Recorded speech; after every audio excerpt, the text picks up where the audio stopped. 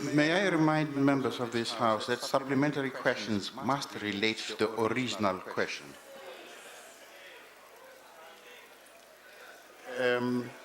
Honorable Gonya.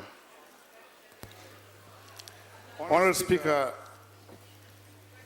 Honorable Deputy President, the issue that we have referred to of the Interim Transitional Council, which is being recognized by the government and by the AU currently as perhaps the legitimate structure. The point that I want to invoke myself is the issue of the public, the necessity for public diplomacy.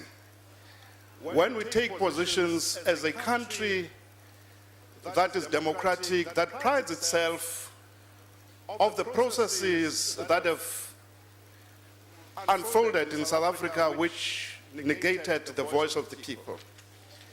Here in South Africa and in the said country that is CAR, do we have the endorsement by the civil society and by the people of that country?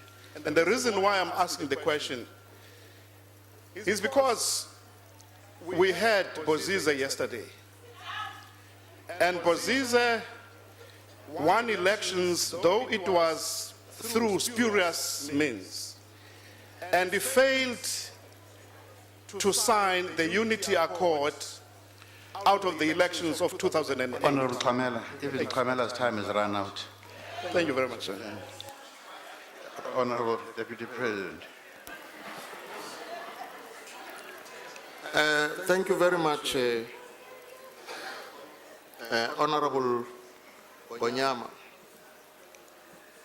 This country that we are discussing now has no experience of a government being changed through democratic elections. From 1960, its first president was a gentleman called David Dako, who was cooled by Bokassa, who later styled himself as an emperor. And this gentleman, David Dako, came back in 1981 to stage a coup. And he was later also cooled by another one called Kalimba. And Kalimba was cooled by Bozize in 2003. And now Bozize has been cooled by the current leader of the Transitional Council. So the United Nations, the AU, are tired of coups in this country and are pleading and calling upon everybody to support processes that can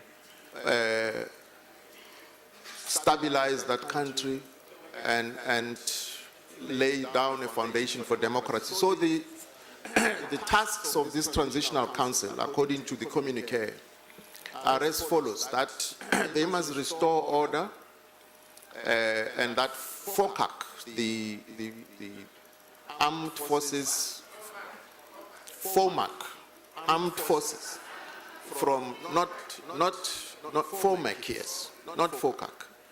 Yeah, leave the latter part out of it. It's unparliamentary.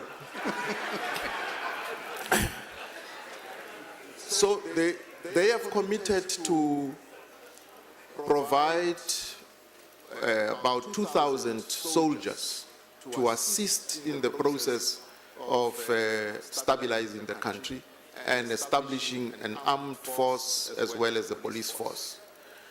There is also a monitoring committee chaired by the President of Congo Brazzaville to monitor implementation of this agreement. The members of this National Transitional Council will not be eligible for election. The timeline for their work is 18 months. It is hoped that they will be able to craft a constitution and put it to a referendum and prepare for the elections of parliamentarians as well as the president. So that's the function of this transitional council.